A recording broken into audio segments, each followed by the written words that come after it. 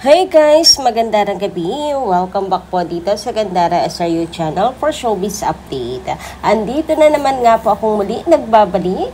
Ang nagmamaganda ninyong kachismos ang Kim Pao, wala na nga pong iba si Gandara upang magatid sa inyo ng latest update and fresh happenings patungkol kina Kim Chiu and Paolo Avellino. And para po sa gabing ito, so ang tatalakayin ko po at pag-uusapan ay may kinalaman pa rin ngayon sa PBB Night, sa Linlang, and syempre kay Kim and Paolo, yan mawawala. Kahit napakatahimik at wala tayong ayuda, medyo bokya po tayo, pero wag kayong mag-alala. Alam ko maraming pambawi sina Kim and Paolo sa atin. Antay lang tayo. Pero bago po ang lahat, sa mga hindi pa po nakaka-subscribe sa ating channel, pakiclick lang po tayo na subscribe button at notification bell na nariyan sa baba para mag-i-updated po kayo at ma-notify tuwing may bago tayong chika at balita hinggil sa Kim Pao. Basta mga balita na may kinalaman po kina Kim Chiu and Paolo Avellino, sagot na natin yan. And here, grabe, napakaganda ni Kim Chiu. Kita niyo ba yung kanyang ayos? OMG, apaka-Latina. Grabe, ang ganda yung kasuotan. Tingnan yung likod ni Kim Chiu. Napakaganda. Apakaganda talaga. Wala akong masabi kasi sobrang ganda talaga ni Kim. Ba't may pakonting pabangs pang ganyan? Akala ko i-flex niya ng bongga yung kanyang short hair pero tinali po sa likod. Ayan, may pabangs. And guys, tumaba si Kim Chiu. Parang hindi siya busy. Naaalagaan pa rin talaga yung kanyang self.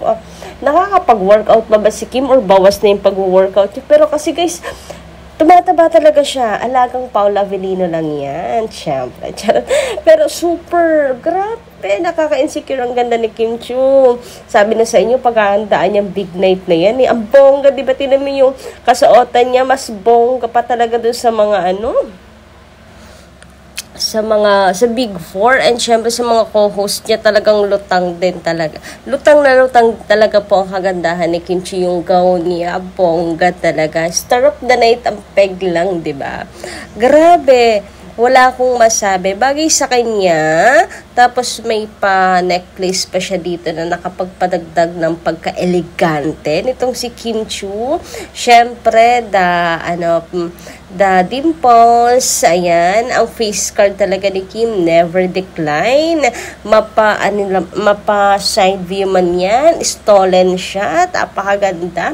Kahit pa nginiwi, kahit pa umirit, magsinigaw dyan si Kim Chiu. Sobrang ganda talaga. Kaya dami na yung insecure dyan. Or Paolo Avellino, sus ko, kaya pa ba? Hinga ka lang dyan ha, charot.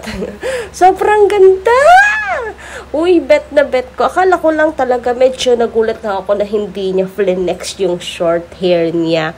Mas lalo sigurong pagkakaguluhan, pag-uusapan si Kim kung nilugay niya, flex niya talaga yung short hair niya. Grabe, napaka-hot. Siguro kasi pinagay sa kanyang kasuotan, kaya nakatali yung buhok niya. Kasi sobrang hot ni Kim talaga pag nakalugay yung hair niya, tas naka-red lips. Tingnan mo naman, red lips dito si Kim. Ayan. Ka-white. Kim Chiu, baka naman sa sunod, yung gown mo full weight na. Tapos ang belly ay sa altar. Can't wait. See you there. Oh, see you there. Audience lang. May audience. Siguro kung sakali, siguro daming tao sa labas ng church. Anyway, balik tayo sa pinag-uusapan natin. Nawawala ako sa topic. Sobrang ganda kasi ni Kim. Tinan niyo yung details ng damit niya. OMG, bongga, kabog na kabog talaga naman. Tingnan niyo yan. Hindi ko lang expect yung pabangs niya, pero bumagay pa rin sa kanya. Kahit naman kasi anong gawin niyo kay Kim Chiu, ano man ang hairstyle niyan, pag maganda ka kasi talaga, maganda ka eh. Ano mang gawin sa buhok mo, maganda ka talaga. Yan yung kasabihan. Tignan niyo, nakangiwi siya dyan. Kahit anong gawin niya sa mukha niya, ang ganda ni Kim Chiu. Super. Kaya parang wala na akong gana guys, magalit pa sa mga basher. Kasi gets na gets ko na yung inggit nila dito kay Kim. Grabe. Sobrang nakaka-insecure naman talaga ang ganda niyan. Stolen shot yan ha. Kinikilig pa yung itsura niyan. Tignan mo, bungis-gis na bungis-gis. Pero wag ka, ang face card, never decline talaga. Ang ganda talaga. Diba? Ang expensive tingnan ni Kim Chiu. Diba? Ano kayo mga basher, may ganyan ba kayong face card? May ganyan ba kayong aura na napaka-expensive? Charot. Anyway guys, bago pala po ang PBB, bago mag-PBB si Kimi, 1 hour before po ang start ng PBB. Abay, ay nako naman Kim Chiu, wag kang ano dyan. Pinakikilig mo kami. May paano muna, may paganto muna. Ayan. Ay, nakikilig na naman ang gandara na yan. Sus ko, may paganto ba naman sa kanyang account? Bago magsimula ang PBB, ay may pa-appetizer. Appetizer? Anong tawag dito? May pampagana, may pampakilig, may pampaayuda si Kimberly. Ayan, bago daw kayo manood at mapuyat sa PBB, eto muna, para daw may sigla pala kayong manood. Ito muna yung kanyang ayuda. Chara. Grabe naman talaga. Alam mo, kinilig ako kasi nag-aabang kasi ako sa kanyang account.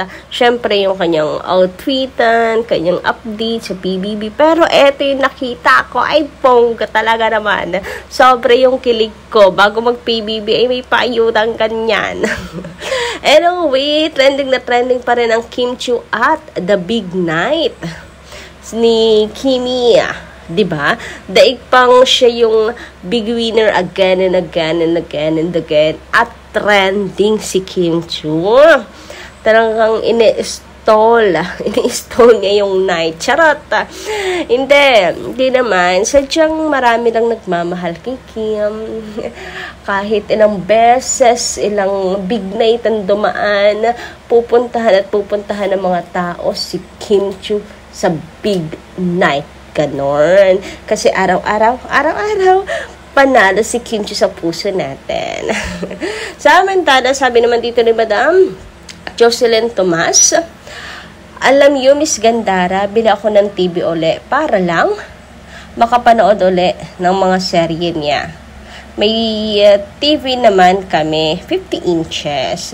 Gusto ko kasi ako lang manood. Hehe. Super addict ako sa Kim Pao. Oh, go, Madam Jocelyn Tomas. Dagdag ratings yan. Isipin mo may TV kayo sa salas, may TV pa sa kwarto, dalawa gumagana. Ay, bongga talaga po yan. Sige lang, go lang for the go lang, Madam Jocelyn. Walang pipigil sa inyong bumili ng bagong TV. Dagdag yan sa ratings ng The Alibay. Hoy, grabe nga naman. Grabe kayo magmahal sa Kim Pao. Grabe nyo kamahal si Kim Pao, no? To the point na, bawal umeksena. Akin lang ang TV. Akin ang gabing ito. Akin ang channel. Walang lilipat. Akin ang remote control. Ay, kabog. So, sino rin dito may mga kaaway pagdating sa remote? Anyway, sabi naman ni Madam D. Rodriguez dito, nako, Gandara, bakit kaya grabe ang linlang? Kahit paulit-ulit, hindi nakakasawa. Nakakaiyak talaga kay Paolo talaga. Ako naiiyak. Nakakaawa si Pao. Kasi nanonood ako ngayon, inuulit ko na naman. Ang galing talaga ng magsasawa. Hey nako, siguro mas maganda ang The Alibay. Ewan ko ba kung bakit sobrang hinusayan po ni Kim Chiu-chan. Charot lang, si talaga si Kim. And isa lang ibig sabihin yan, talagang ginalingan nila Kim and Paolo. Kaya hanggang ngayon, kahit paulit-ulitin yung panoorin, effective pa rin yung kanilang character, effective pa rin yung kanilang pag-arte. Meron kasing wala nang effect kasi napanood na eh. Yun yung mga arteng sakto lang. Pero sina Kim and Paolo, lalo na yun din lang, abay talaga naman po, yung gigil ng mga tao bumalik eh. Yung gigil, yung inis nila kay Juliana, bumalik eh. Kuhang-kuha talaga yung pika ng mga tao eh. Kahit ilang beses nang napanood and pinapanood na lamang muli, ay ganun pa rin yung effect kasi napakahusay. Alam mo, hindi mo kasi siya makikita as Kim Chiu, hindi mo makikita si Paolo as Paolo Avellino, makikita mo sila as Victor and Juliana talaga eh. Ano talaga, in a character talaga sila eh. Kaya ganoon yun, Madam D. Rodriguez. Grabe ano, yun lang.